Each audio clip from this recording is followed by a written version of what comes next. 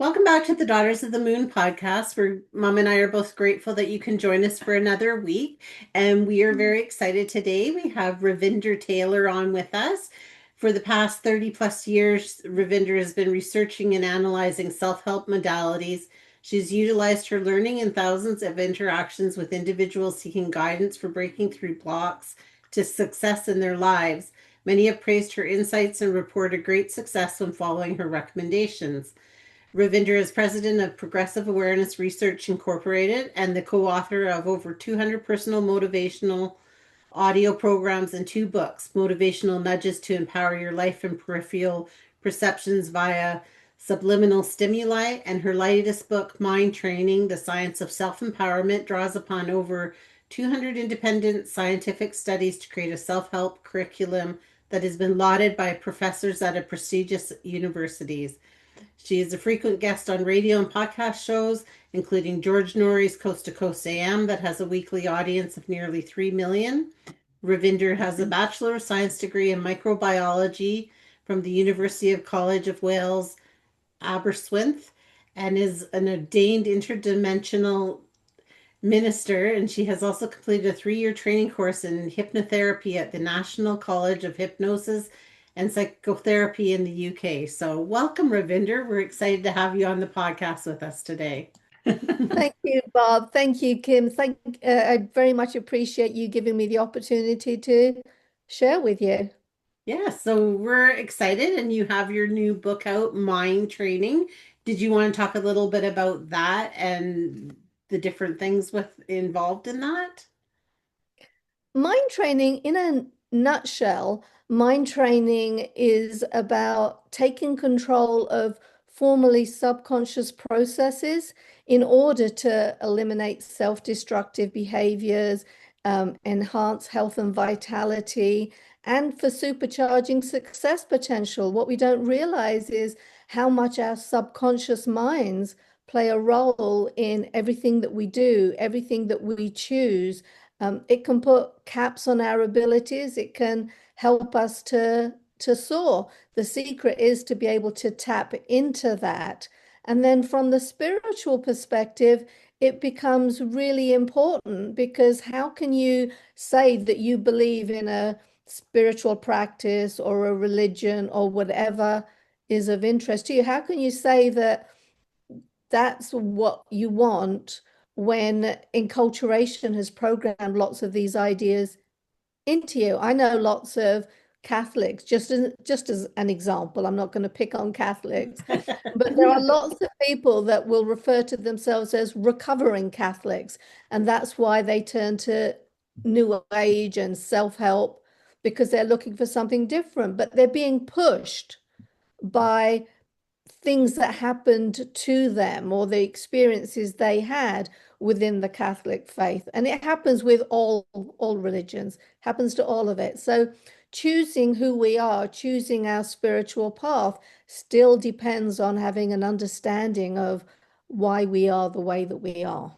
hmm Yeah, I love that. And I love how you talk about the different ways that our brain works with that, because I think it's so important to recognize exactly who we are and what really does matter to us as well, right? Like even with faith, as you were talking about, to know what you want to be and what your belief system is. Because I know when I had my children, my mother-in-law was very Catholic and wanted me to baptize the kids as Catholic. And I said, well, if I had been a devout Catholic or Christian or had some faith like that, I have no problem with that because then I feel like you're teaching them your thing. But I wasn't, so I felt like in that I wasn't going to train them properly because, right, I'm not that way. So yeah, I had a little bit of that, but so I don't know because in my mind, and I don't know if that has to do with even mind training, but in my mind, it was like I'd rather let them make their own choices as they develop. And that would be great in theory because you talk about making your own choices, but the fact is we are all enculturated to believe certain ways. This stuff will seep in anyway from other sources. So, isn't it better for you to teach them and give them a head start, guiding them in a direction? To say that you just want to allow them to become who they are, well, for that to happen, you have to teach them all about mind training, first of all. They have to be able to make the choices for themselves. There is an example that I talk about in mind training early on. I'm talking about the power of the mind and its ability to hurt you or heal you. And the best example of that comes from the placebo research. But what I found particularly fascinating there was when you looked at the global effects of placebo. So what they found, and I'll try to get this the right way around for you, but what they found when they looked at the placebo response for blood pressure medications, it was particularly low in Germany. Hmm. But when they looked at the placebo response for gastric ulcer meds, it was particularly low in Brazil, higher in Europe, and highest in Germany. So there is something in our environment that puts these beliefs on us, whether we want them to or not. And with children today growing up in America, they try to separate church and state more and more. But I think children can be left without guidance. And so they have lots of things that they don't want to do, but they are still being pushed Mhm. in other directions. So it's not an easy decision at all in either direction. Are you better off to teach your kids about religion from the get-go, make sure they follow all the rules, and then they can rebel or they can go into it, or just to allow the environment to do that for them? Right. So that becomes a very serious question there. Yeah. And I find that really interesting that our minds and our cultures have so much of an influence on those placebo studies because I'd be interested to hear a little bit more about that if you wouldn't mind sharing. There's lots of work they've done on placebo. What can really bother me is when people dismiss the placebo effect. The placebo effect is the best example of the power of the mind. You see it in action. It has influences. So, for example, there was research they did with asthmatics. And when they gave them a bronchodilator that should have helped them to breathe more easily, but told them it was a bronchoconstrictor, they had more problems breathing. And vice versa. When they told them it was a bronchoconstrictor, I think I'm getting that the wrong way around. When they told them it was a bronchodilator, but it was really a bronchoconstrictor, then they were breathing better. Hmm.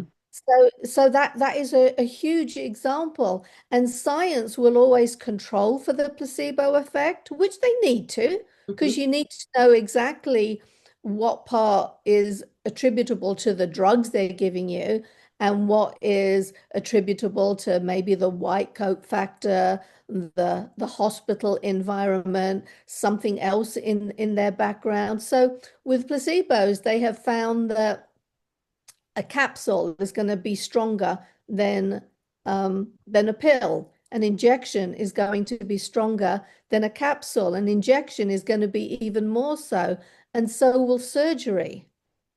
And I have heard of that before where they've done the basically a mock surgery where they cut the person open, say that they're doing some knee surgery. We'll just The use it knee as an surgery, yeah. example. Yeah. And then sew them back up and not having done anything. And these people recover based on the fact that they thought this was something that had taken place and they can see the scar, I That's assume, amazing. Yeah. which is Yeah. amazing. I was amazed when I heard about that particular research study. It's like, how can how can that such a thing be allowed to actually cut someone open and No. not do anything? But they did, and you're right. Over the long term, the results were pretty much the same, whether they did a real surgery, whether they faked a surgery or they didn't, you know. It was pretty much the same. And you have the same thing when it comes to antidepressants. They did some research there to see how much of it was attributable to placebo, and it was huge. Mhm. It was huge. Now, I'm not telling anyone listening to this that the antidepressants that the doctor maybe has prescribed for you, you should stop taking them. Not at all. You know, that is the domain of your healthcare professional. But adding in the placebo effect would just, I suppose, can empower you to think about other alternatives. So when it comes to antidepressants, they have found, I think it was over a 30-day period, that exercise was just as effective. Yeah. So can Getting outside, getting the sun, you know, all of these things can be just as effective, but you have to believe that it's worth doing. Lots of people will dismiss these ideas of I should get out, I should see the sun, I should do my exercise, I should eat the right food. It always sounds like mom telling us to eat your vegetables, they're good for you. And then we can object to that. I remember as a kid, I used to enjoy like the Disney shows, or in England, they had, you know, particular movies, and they often had this caricature of this older person, a male or a woman, and they open their front door of their house, take a big deep breath, they're going to go out, do their morning constitutional, and it was always portrayed as a joke. It was always a funny character that did that. But there is so much truth behind it. hmm Diaphragmatic breathing, you know, where you actually feel your diaphragm expand. If you just do a few of those, you will find that your stress level can reduce. There was an experiment that I did for myself. Um, I've always had excellent blood pressure. But during COVID, my brother was sick and he passed away, and I couldn't go to see him. And when someone dies, unfortunately, it's really common, but you have these arguments as to who gets what, and it was ugly. It was a really ugly time, and I found my blood pressure increasing for the first time in my life. So I took on board the teachings that I outlined in mind training, and there were two particular practices that I put into place. One was the diaphragmatic breathing. So if you put your hand right at the bottom of your rib cage and then breathe and just feel the rib cage lift and expand, that's when you're feeling your diaphragm. And you do that and you'll feel it's a bit like yawning or stretching. It feels good. So you do that. So I did that.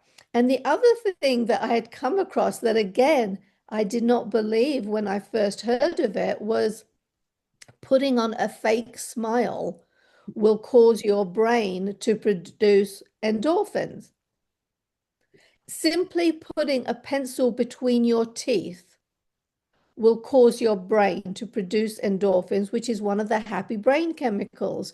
We tend to think, oh, I'm happy, that's why I'm smiling. But if you smile, you will become happier.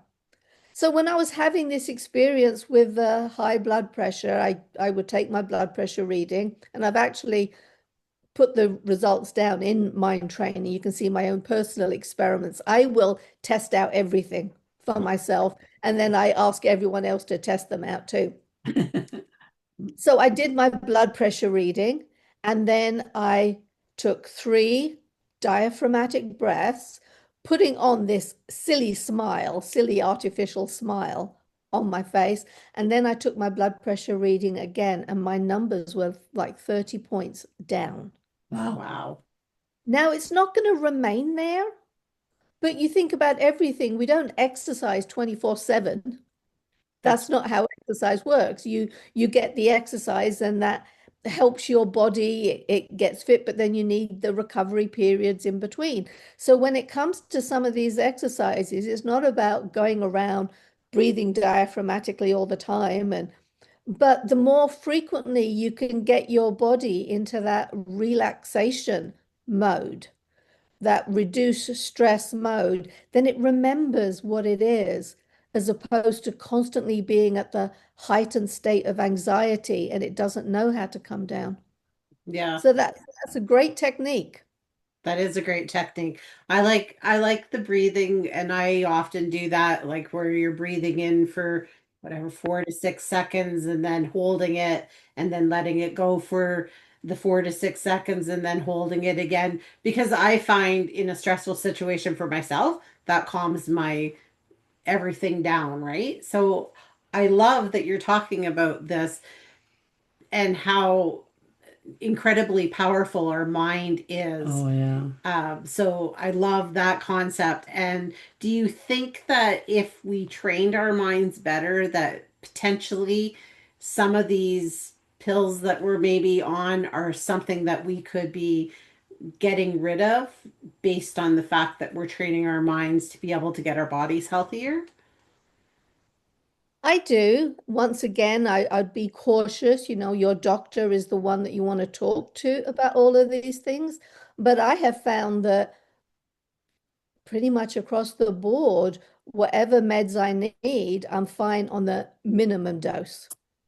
Right. I don't have to go to the maximum amounts. So things do work, and you have to believe in your mind's body to heal. That can strengthen the whole idea. I was diagnosed with rheumatoid arthritis after my second child was born. It was not a pretty time for me. My son was 3 months old, and I had difficulty changing his diaper because I couldn't lift his legs up with my left hand because my shoulder wouldn't work properly. I couldn't lift him up to put the diaper underneath. So I was really concerned. How was I going to take care of him as he got bigger? He's only going to get bigger and heavier, and he's going to need carrying for a long while yet. So, That's so true. it was difficult for me. But then I put into practice all of these things that I had been learning. I had learned that illness can often be self-created. Now, once again, I add a note of caution there. What I teach in mind training is about self-responsibility. It's not about putting it on somebody else. Mhm. When you take self-responsibility for everything and anything around you, you open up doors of possibilities. So if you say this happened and it's somebody else's fault, there's nothing you can do about it.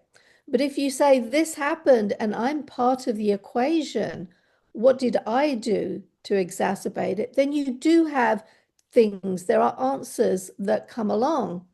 So for me, I had the RA. So the first thing I went through was, why am I doing this to myself? And the beauty of this is that you don't have to share the information with anybody. Mhm. You can do this all internally. And when you do that, you can be really honest. And first of all, see, the more you question your subconscious mind, the more you understand that the answers are there, the more likely it is that the correct answer will pop up. When you start asking yourself these questions, sometimes you get random, crazy answers, and they're not real. But That's when the real answer appears, you feel it. You just know that you've hit on the right answer. And it could be that there's more than one cause for it as well. So I did all of that work for myself. Like, what am I getting out of it? How am I benefiting? That's a really difficult question to say. How am I benefiting from not being able to move around? Well, I get out of certain responsibilities, I get extra care and attention. There are lots of things that you can gain from being sick, sadly. But once again, I just reinforce the idea this is a personal exercise, does not say that you want to remove any empathy for somebody else who is suffering. There, your only role is to be supportive. So that was one aspect of it. The other aspect that I did was to try and reinforce my own self-belief that my mind could heal me. We, my husband created the Inner Talk subliminal self-help programs. It is a patented technology, so it's different to everything else out there. It's the only such technology that has been researched by independent universities and institutions and been demonstrated effective. So they've looked at it, researchers from Santa Clara University, Stanford University, Bremen University in Germany, Colorado State. They've looked at different programs and they have shown that it's a good tool for priming your self-talk. We talk to ourselves all the time. We have that inner chatter that goes, yeah, yeah, yeah, yeah, yeah, constantly. On a bad day, if we're feeling depressed, that inner chatter will go along the lines of, I hate my life, everyone hates me, I can't do this, I'm such a failure, Mhm. on and on and on. And so I wanted to bolster this inner belief. That self-talk is a reflection of your deepest innermost beliefs. And we have a negativity bias, so we hold on to the bad stuff so much more. And that's what comes out. So after I had the RA, the diagnosis, I saw the doctor. I went on the meds, but then I wanted to come off the meds. So back to, can you minimize or can you come off of? I wanted to come off. I tried several times using willpower and determination. That didn't work. Joints would swell up, my mobility would decrease. It wasn't good. But we have an inner talk program, Accelerated Healing and Well-being. And the affirmations on that program go along the lines of my body heals perfectly. Um, I can heal myself. I am well. I am healthy. And they're all delivered subliminally. So you can't argue against them. Mhm. See, if I say to myself, I am good, and I've amazed myself when I give this example, I can go on and on about, well, what does good mean? Um, how good am I really? I was short with my husband. I was impatient with my dog. I'm not really good. But just because society says something is good doesn't mean that it is. You can go back to Black slavery. There was a time that everyone thought that that was normal and acceptable. The Mm. people practicing, people in charge were believed that they were good people. They were kind to their children. Maybe they were kind to their slaves. I don't know. But so you can't go by society. Society gets things wrong Mhm. frequently. And this is my self-talk that goes along. I look at everything out there, every value, and then I think, what am I missing now? So when you hear something consciously, I'm healthy. Well, obviously at that time I wasn't healthy. So I would argue back and say, no, I'm not. I've got RA. My joints hurt. My whole body hurts every morning. I can't move. The soles of my feet hurt. I can't walk up the stairs. I can't pick up my, on it goes. That chatter goes on. Well, the advantage of the subliminal presentation. Have you ever been like at an event, a party or something, you're having a conversation, and then someone in the room mentions your name? Mhm. You weren't aware of their conversation, but your subconscious mind picked up on your name, and suddenly your attention is there. Yes. Well, that's kind of how the subliminal programs work. They're presented just beneath the level of conscious perception. Um, and have you also ever been like in a grocery store and you start humming a song to yourself only to realize that same song is what's playing on the music system in the background? You hadn't heard it, but you start repeating it to yourself automatically.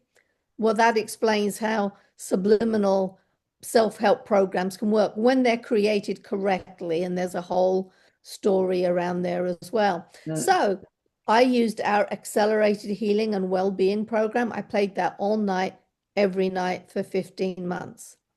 Then I came across a supplement that was talking about having really good results. I think it was something like 90% of the people were 70% better or something like that. But it was impressive, the numbers. This was 26, 27 years ago now. So I'm forget some of the intricate details there. The actual stats are eluding me right now, but you get the picture. So I came across this CMO. You can buy CMO on Amazon today.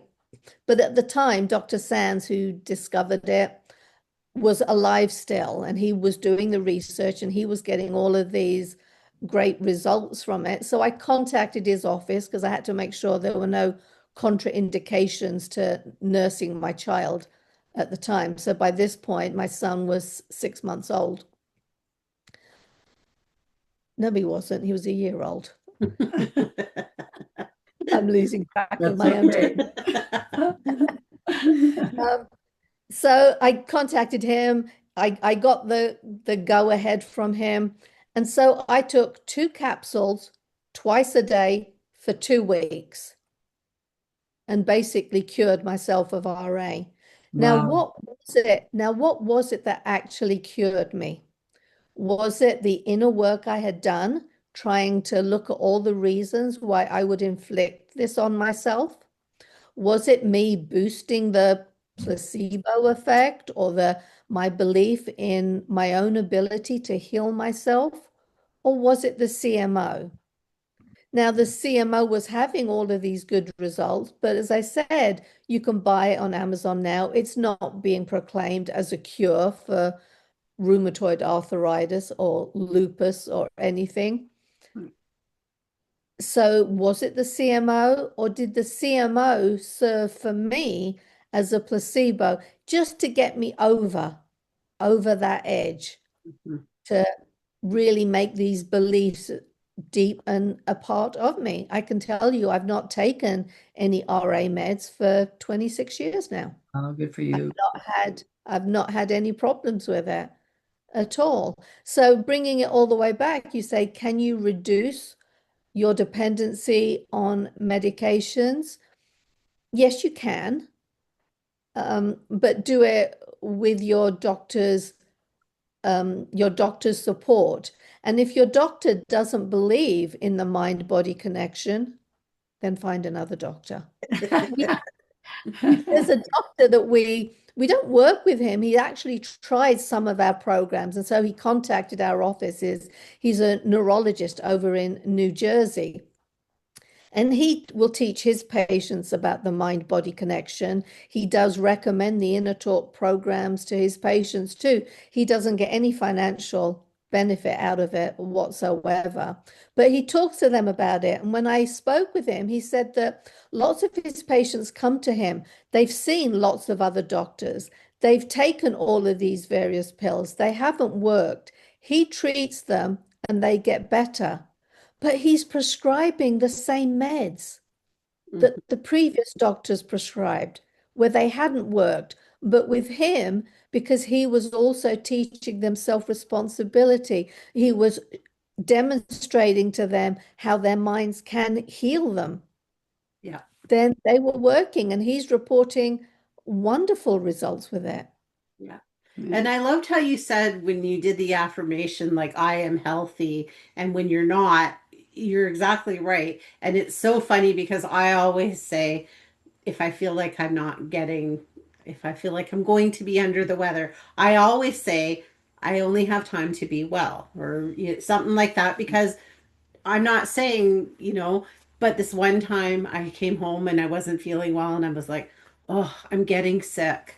And my granddaughter said, no, you only have time to be well. I said, no, no, actually, I'm pretty sure that I'm getting sick. She's like giving me that look, like you never say that. Well, turns out I did get sick. And then afterwards she goes, you did that to yourself. I said, I know. Because I believe our minds have so much power in that way.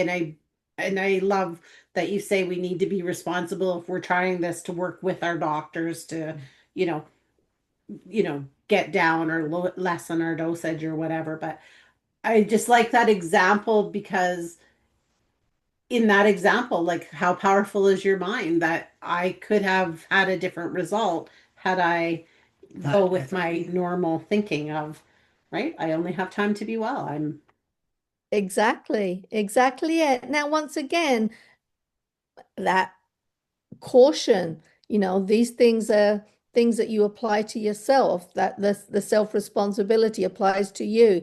Please don't put it on someone else. If I think I'm going to come down with something, sometimes you've just got that sense of my yeah. body's not quite right. I will turn to the accelerated healing and well-being program. I'll put that on first of all because I want to cancel out that inner talk that is going to say I'm going to get sick. I want to replace that. So I use the accelerated healing. I also turn to homeopathic medicines. My boys are very science-based. They're both software engineers in Seattle. Very I think younger people tend to go with the authority figure a whole lot more. They're going to go with science. That's all they're going to believe. Mom believes in herbal remedies and homeopathic remedies, and that's all garbage. And so they dismiss it, and they will say to me, "That's just a placebo. Give me a real drug." But they work for me. Yes. Doesn't work every single time, but I would say 90-95% of the time they work. So if I take my homeopathic remedy for colds and flus, most of the time I don't come down with it. If I do come down with it, I get over it real quickly. Hmm. Yeah, that's for me as So well. Because that's always my go-to, right? And I mean, my boys, yeah, well, they're kind of a mixture, right? One is like, give me, where's the Advil? And the other one's like, I'm gonna do it this other natural way. So, I mean, they come from that mixture, but I love what you were saying of you have to make that work for you because somebody else might not say, I only have time to be well because they'd be like, time what like how does that fit into my schedule? They may need to reword it or Right. listen to like you were saying like these subliminal things that can stop that chatter because we definitely and it goes off on that negative Yeah. Yeah. way more than the positive, I think. we have a negativity bias. That's why they've looked at this very extensively. And from an evolutionary perspective, it makes perfect sense. If you're not paying attention to that rustle in the grass, then that snake can come out and bite you. So you have to be very aware of that. We are herd animals. We need society for so many things, for our brains to develop. We need those interactions. They've looked at children who were brought up in total isolation and their brains don't even develop. But we need society for support, for the structure, civilization, everything that we have. So society's opinion of us can become important. And if it's an important figure in our lives, if it's a teacher or an employer, if they call you up for a review and they tell you 9 good things about yourself and then they tell you one negative thing, you fixate on that one negative thing. That we have a negativity bias. It is really strong. Uh, Dr. Gottman out of the University of Washington can look at a couple interacting, and within half an hour, he says that he can predict if the relationship will succeed or if they'll get divorced within 3 years, based on the negativity, the eye rolls, the tuts, the put downs, how supportive they are in how they interact with each other. What they found, and they found the same thing in the business arena as well, that it pretty much takes 5 positives to cancel out every negative. So if you've upset your partner in some way, don't think you can simply apologize and move on. You need 5 demonstrations of love and support to cancel that one. Well, if you think about your entire life and all the experiences that you've had from when you're a kid in the playground at school and someone says something about you being ugly or whatever, these things will land in your subconscious mind and they'll get remembered. Mhm. They have a whole lot more power. They will stick with you. So it takes a whole lot more to cancel them out. It is all science.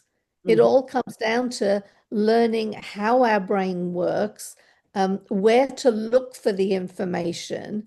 Is it important to go back and heal something, a past trauma, or can you just look forward? Well, it kind of depends on the particular instance. But in mind training, I talk about Erickson's 8 stages of development. And what he says there is there are certain things you're supposed to learn at different phases of your life. So one example that I like, they looked at infants. So this was from birth to 1.5 years of age. And they assessed their degree of attachment to their primary caregivers, so their parents or their guardians, whoever was taking care of them. They assessed the degree of attachment and were able to predict how many friends that child would have in high school and what their early relationships would be like. Wow. Mm. So they have long-reaching effects, and I do outline this in mind training. I talk about the 8 stages of development, and that can be a great place to go look to see where issues have come up. So if you're aware that you have a problem in a particular area, and then you look at the 8 stages and you say, okay, I was supposed to have learned this when I was 14 to 16. What was going on there?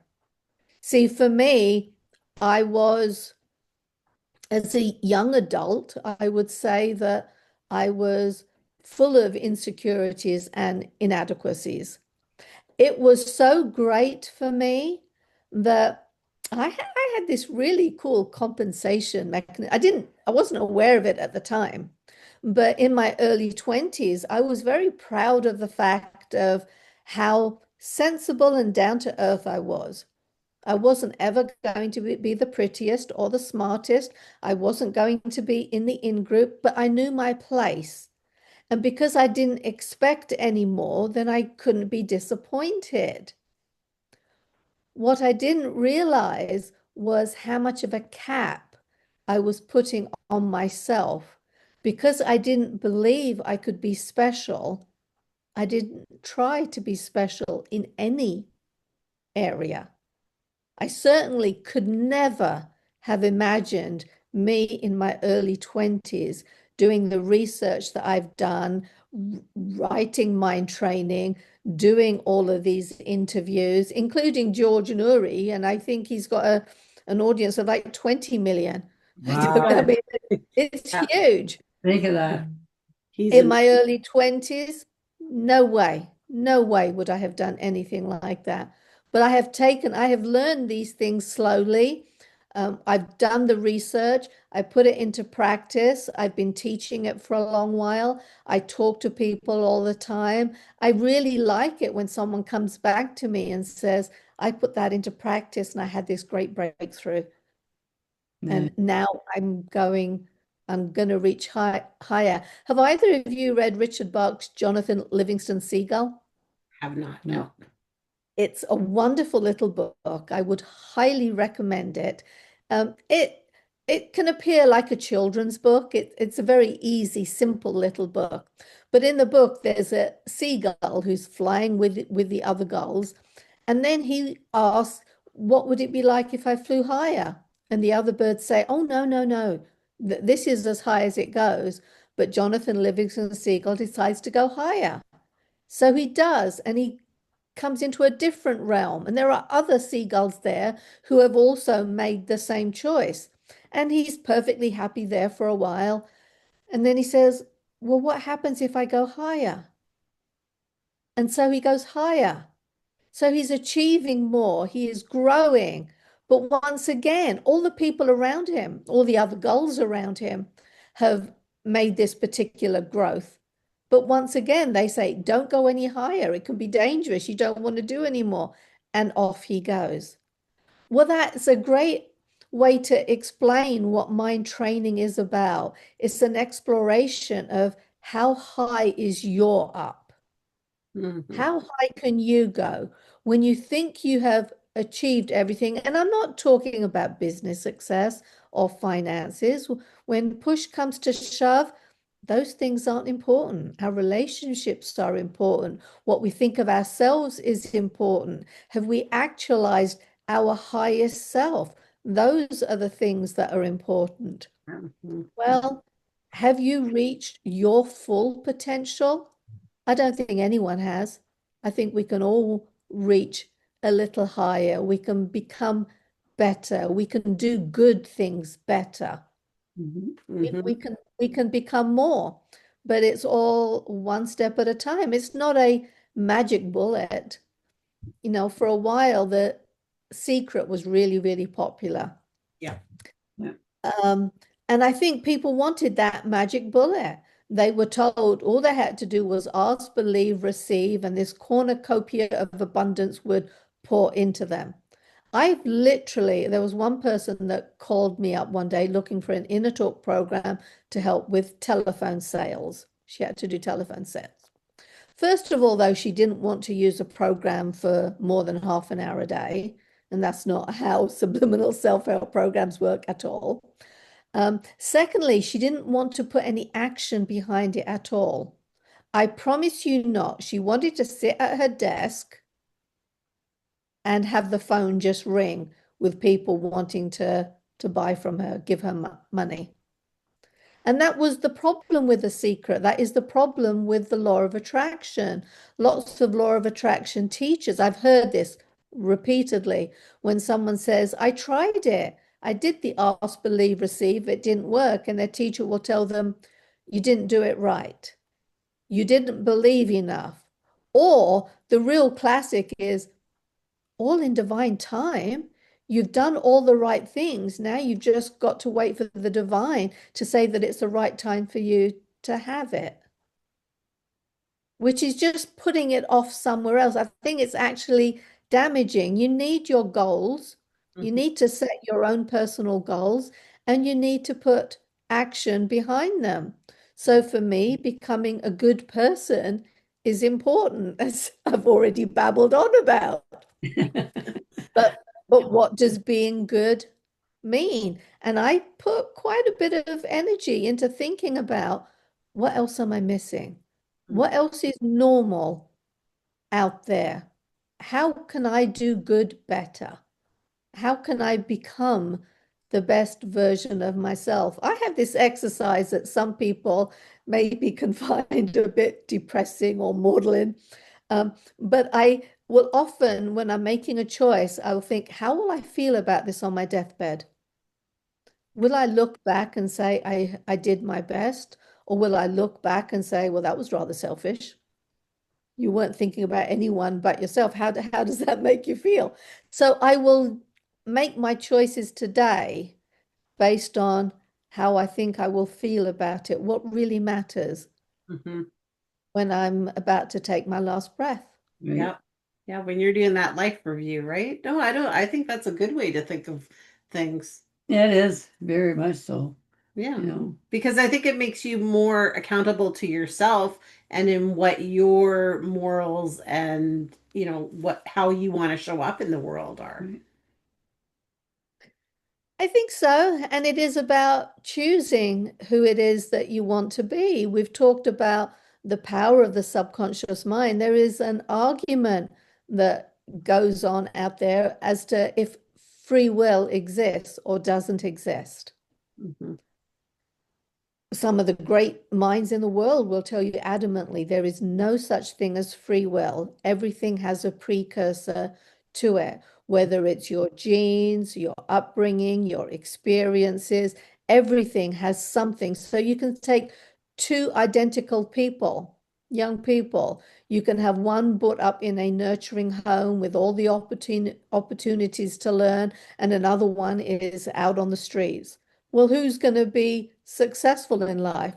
the one who's had the opportunities more than likely. Yeah, that's So true. this argument about free will goes on. Now, I don't think it's quite as bleak as that. We have looked at the programming of the subconscious mind. Science has shown that most of our choices are made from our subconscious mind. In fact, technicians looking at the equipment can look at that. And when you're asked to make a choice, say, are you going to press a button with your right hand or your left hand? They're easy choices. But looking at their equipment, they can tell you up to 7 seconds before you say that you've made the choice, what your choice is going to be. So the answers are coming from your subconscious mind. Dr. Kahneman talks about it differently. He's the author of Thinking Fast and Slow, and he talks about automatic thinking, which is just that instinctive thinking that we do, and we need that. We need that. We can't debate every time we're going to take a breath. It doesn't work. We need automatic thinking. But he defines it as the system 1 and system 2 thinking, where system 2 thinking is where you actually think it all through. So most of our choices come from the subconscious mind, that system 1 thinking. It's automatic. But when you understand how the ideas get in there, when you understand the negativity bias, when you understand how easily you can be manipulated, have buttons tweaked. There was research, there's lots of research when they talk about, compliance principles, defense mechanisms, things that the right person can say the right word and it'll influence what it is that you do. So one piece of research that I just happen to remember well is to do with being in a restaurant. And if the waitress is dressed in red, she will receive more tips. And it doesn't matter if the customer is male or female. If the waitress is wearing red, she'll get more tips. And people are doing this research around the world. They look at social proof. Have you seen all those commercials? There is a particular formula that gets used in so many commercials where someone hears of some latest thing, a gadget or a food or something, and they have to have it. So they head out to the store and they start to run, and then someone sees them run and realizes there is something significant that they're going to get, and they have to have it too. So they go too. And before you know it, there's a flood of people rushing to the store. Well, that is social proof. If everyone else thinks it's worth racing for, then it must be. There is the scarcity.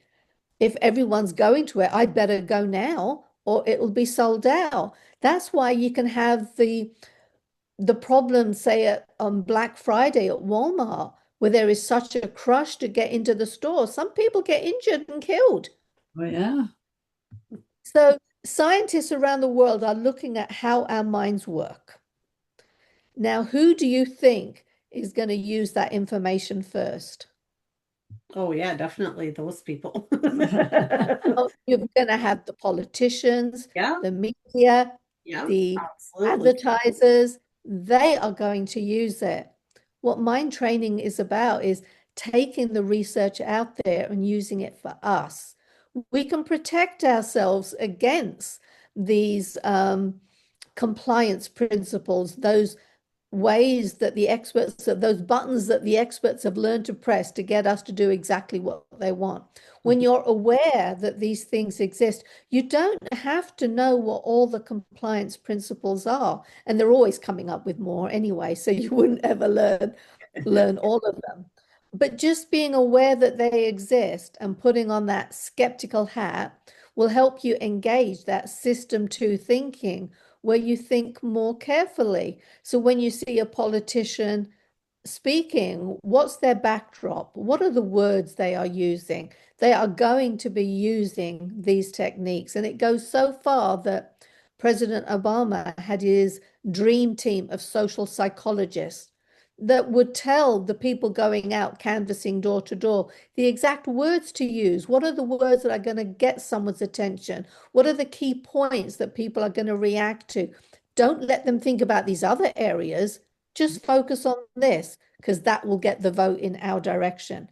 Mhm. And then President Trump had Cambridge Analytica. You know, we know about the algorithms that are being used on us all the time. We need our own defense mechanisms against it. Yes. So when I go through in mind training, I go through a number of different, you know, compliance principles and defense mechanisms that we have.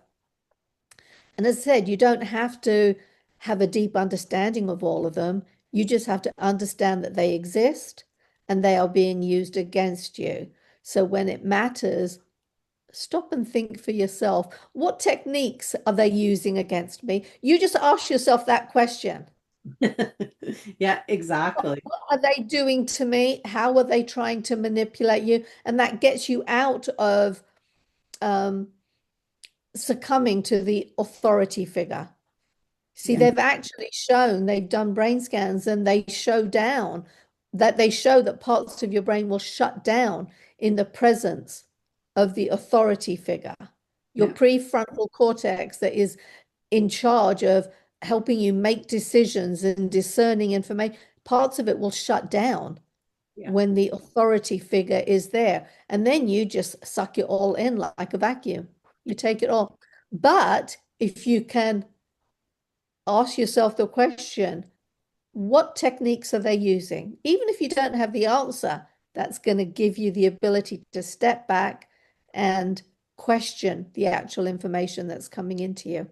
Yeah, exactly. Wow. Wow. That's like so much information. And I just, Yeah. you know, I like it. It's wonderful because I think there's just so much for people to delve into and learn with that. So we definitely appreciate you being on with us. And I know we've just kind of vaguely touched the surface on this, but can you tell everybody where they can find you? Yes, you can visit my website, which is simply ravindertaylor.com. So that's R-A-V for Victor, I-N-D for dog, E-R, Ravinder Taylor, Taylor, ravindertaylor.com. You can find me on Facebook and Instagram. Follow me. I love interacting with people. I learn from everyone that I talk to, and then I go ahead and teach it. They do say you teach what it is that you want to learn. And I am very much interested in this whole area.